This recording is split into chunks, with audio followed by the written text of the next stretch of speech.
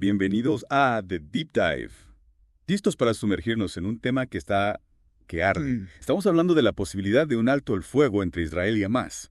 Así, sí, una noticia, Y porque bueno, está en pleno desarrollo, ¿verdad? exacto. Y parece que un punto clave va a ser la liberación de rehenes. Totalmente, o sea, eso es lo que se está hablando ahora mismo. Es una noticia que está evolucionando, todavía no hay nada definitivo, pero en este Deep Dive vamos a analizar lo que se sabe hasta ahora, ¿te parece? Me parece perfecto.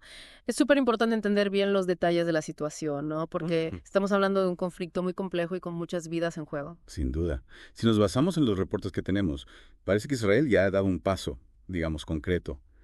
Le ha entregado a Hamas una lista de prisioneros palestinos para una posible liberación. Ajá. Y ojo, algunos medios, como la cadena Al-Hadass, incluso sugieren que esa lista incluya individuos que están cumpliendo cadena perpetua.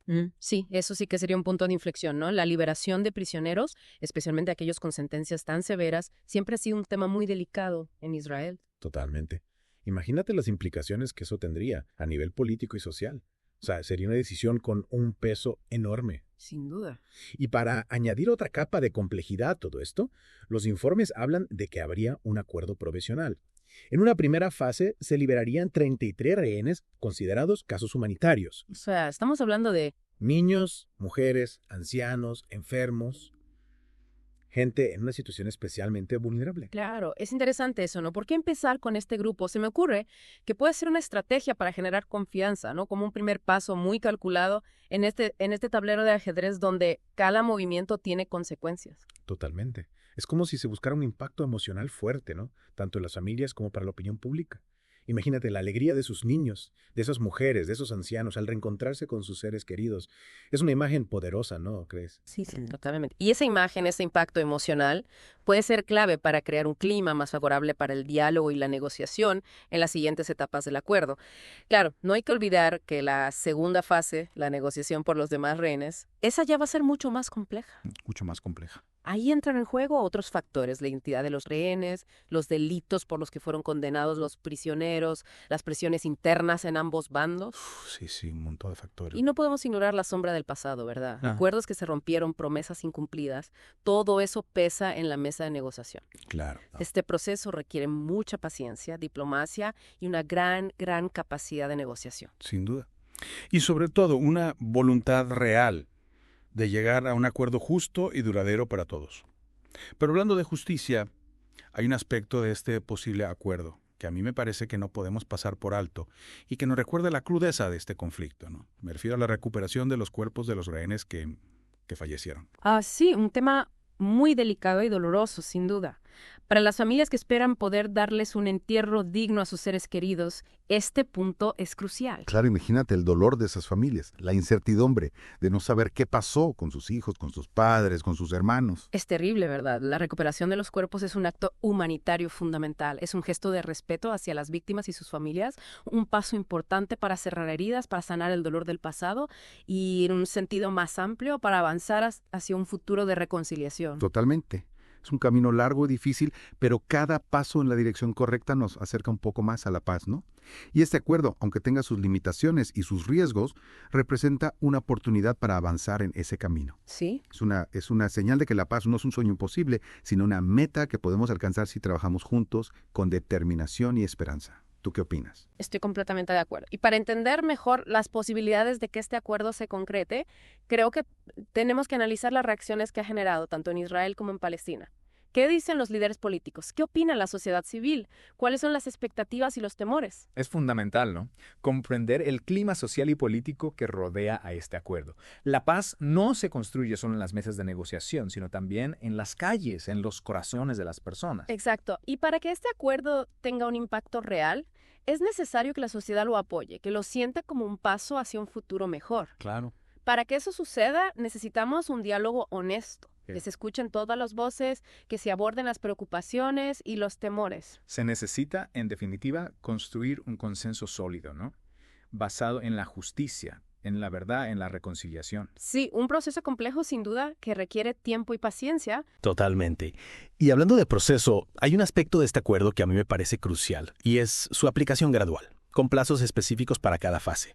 No se trata de un acto único, sino de un proceso que se va a desarrollar en el tiempo con diferentes etapas y mecanismos de verificación. Ajá, es como un mapa de ruta, ¿no? Un camino claro para avanzar hacia la liberación de los rehenes y la construcción de un clima de confianza. Exactamente. Y esta estructura gradual a mí me parece que tiene varias ventajas. Por un lado, permite ir construyendo la confianza de forma paulatina a medida que se van cumpliendo los compromisos. Claro. Por otro lado, reduce el riesgo de que el acuerdo se rompa por algún imprevisto o por la falta de voluntad de alguna de las partes. Sí, y también facilita el seguimiento por parte de la comunidad internacional, que puede supervisar cada etapa del proceso y garantizar su cumplimiento. Exacto. Es un enfoque pragmático, sin duda, que busca minimizar los riesgos y maximizar las posibilidades de éxito. Nos muestra que este acuerdo no es fruto de la improvisación, sino de un trabajo cuidadoso y estratégico.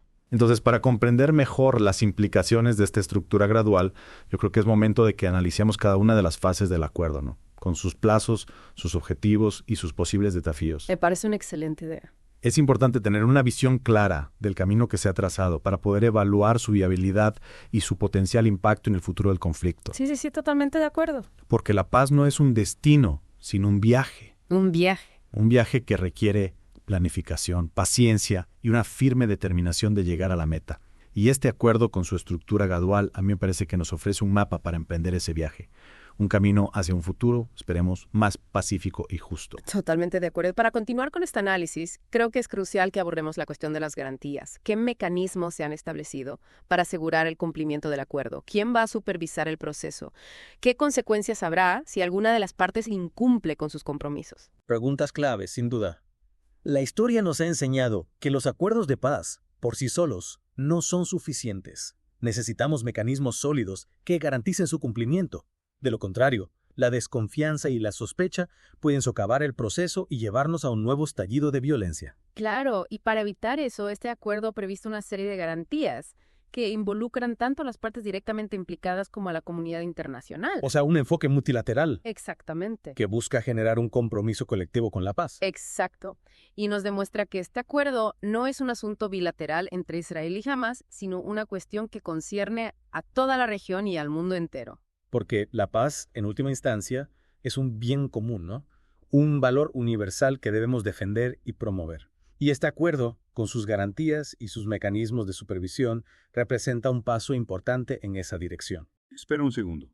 Antes de avanzar, me gustaría hacer una pausa y dirigirnos directamente a ti, nuestro oyente. ¿Qué te ha parecido hasta ahora? ¿Qué preguntas o reflexiones te surgen a partir de lo que hemos conversado? Recuerda que este deep dive es para ti y tu participación es fundamental. Excelente punto. Nos encantaría escuchar tu perspectiva sobre este tema tan complejo y crucial. Exacto. Y ahora sí, continuamos con nuestro análisis. ¿Qué te parece si Analizamos en detalle ese primer punto del acuerdo, ¿no? La liberación de los 33 rehenes que se consideran casos humanitarios. Sí, me parece crucial. Profundicemos en quiénes son esas personas, sus historias, qué significado tiene su liberación para ambos lados del conflicto. Totalmente. A veces en medio de las cifras, de las estrategias, nos olvidamos de que detrás de cada rehén hay una vida, una familia que espera su regreso. Exacto. Y su liberación no solo tiene un valor simbólico, sino un impacto real en sus vidas y en la de sus seres queridos.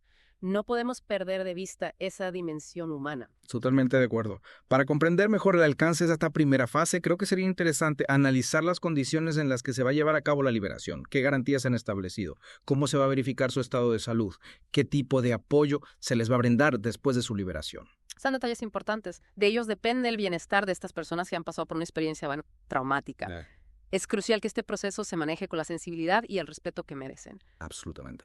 Y después de esta primera fase, entramos ya en un terreno aún más complejo.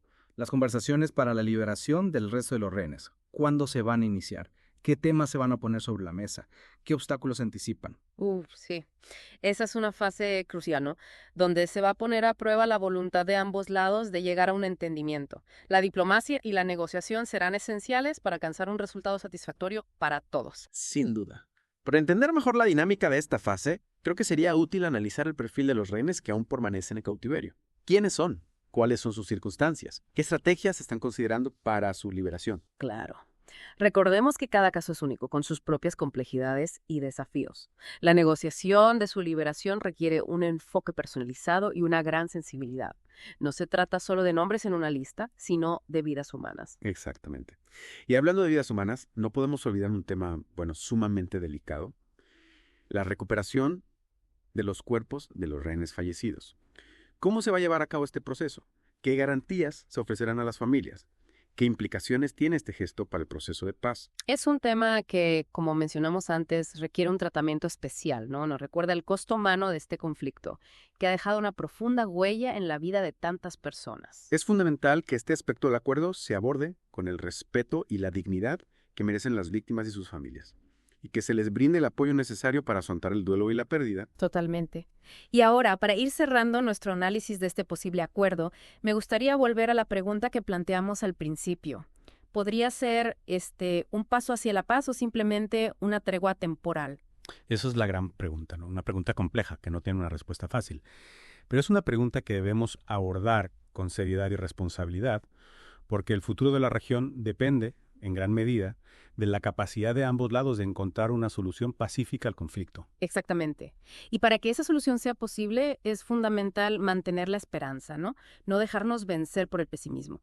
Seguir creyendo en la posibilidad de un futuro mejor, un futuro donde la paz y la justicia prevalezcan. Un futuro donde el diálogo y la comprensión mutua sean la base para la convivencia pacífica. Y para avanzar hacia ese futuro, creo que es importante analizar un aspecto que no hemos mencionado todavía: las diferentes perspectivas que se han expresado sobre este posible acuerdo tanto en Israel como Palestina. Me parece fundamental. Recordemos que la paz no se construye solo en las mesas de negociación, sino también en las calles, en los corazones de las personas. Es crucial entender cómo se percibe este acuerdo en ambos lados, qué expectativas genera, qué temores despierta. Exactamente. Y para profundizar en este punto, me gustaría que exploremos algunas de esas voces, ¿no? Tanto las que están a favor como las que están en contra del acuerdo. Empecemos por Israel, donde la reacción, ha sido bastante diversa. Hay sectores de la sociedad que lo ven como una traición, ¿no? Como un gesto de debilidad frente al terrorismo. Argumentan que liberar a prisioneros que han sido condenados por actos violentos es, en realidad, premiar la violencia y poner en riesgo la seguridad de todo el país. Sí, es una postura que se entiende, ¿no? Refleja el dolor, la indignación de quienes han sufrido directamente las consecuencias del conflicto. Claro. Para ellos, cualquier concesión a quienes consideran responsables de tanto sufrimiento es inaceptable. Es una herida que no se cierra fácilmente. Pero también hay que decir que hay otras voces en Israel, ¿eh? Voces que apoyan este acuerdo, que lo ven como un paso necesario, aunque doloroso, para avanzar hacia la paz. Su argumento es que mantener a estos prisioneros no contribuye a la seguridad, sino que alimenta el odio y la radicalización. Sí, es una perspectiva que apuesta por el diálogo, por la reconciliación, una apuesta arriesgada sin duda, pero que algunos consideran fundamental para romper ese ciclo de violencia. Y del lado palestino, también encontramos diferentes posturas. Hay quienes ven este acuerdo como una victoria, una muestra de la fuerza de la resistencia palestina.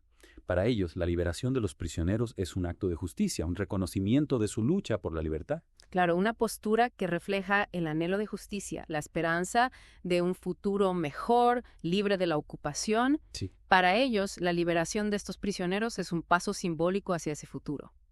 Pero también hay voces palestinas que se muestran más escépticas, ¿no?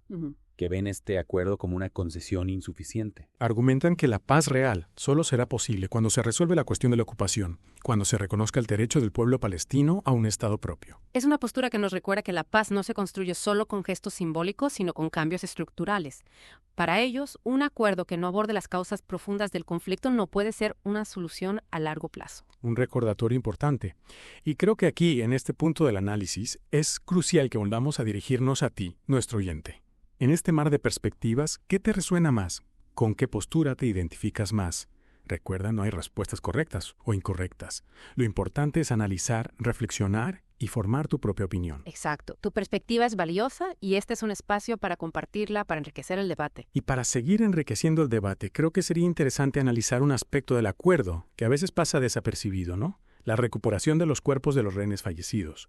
¿Qué implicaciones tiene este punto, más allá del dolor y la necesidad de cierre para las familias? Es un punto crucial que nos lleva a reflexionar sobre la memoria histórica, sobre la necesidad de reconocer y honrar a las víctimas del conflicto. La recuperación de los cuerpos puede ser un paso hacia la sanación, hacia la reconciliación, pero también un recordatorio del costo humano de la violencia. Un recordatorio que a veces olvidamos, ¿no? En medio de las negociaciones y las estrategias políticas. Y hablando de estrategias, creo que es importante analizar las implicaciones a largo plazo de este posible acuerdo. ¿Qué significa para el futuro de la región? ¿Qué desafíos se presentan? Es una pregunta fundamental. Y para responderla, debemos ir más allá de este acuerdo específico, ¿no? Y analizarlo dentro del contexto histórico y geopolítico del conflicto. Las tensiones en la región, los intereses de las potencias internacionales, todo eso influirá en el desarrollo de este proceso. Es un escenario complejo, sin duda. Y para navegar este escenario, creo que es importante que tú como oyente te mantengas informado, que busques diferentes fuentes de información, que contrastes perspectivas. No te conformes con una sola versión de la historia. Exacto, la información es poder. Y en un conflicto tan complejo como este, la información rigurosa y objetiva es fundamental para tomar decisiones informadas. Y para contribuir a la construcción de una paz justa y duradera. Y con este mensaje de esperanza, damos por finalizado este Deep Dive. Esperamos que este análisis te haya brindado herramientas para comprender mejor la complejidad de este posible acuerdo, sus implicaciones, sus desafíos y, sobre todo, la importancia de seguir trabajando por la paz. Muchas gracias por acompañarnos en este viaje de conocimiento y reflexión. Te invitamos a seguir explorando, a seguir cuestionando, a seguir buscando respuestas, porque la paz, como hemos visto, no es un destino, sino un camino que debemos recorrer juntos.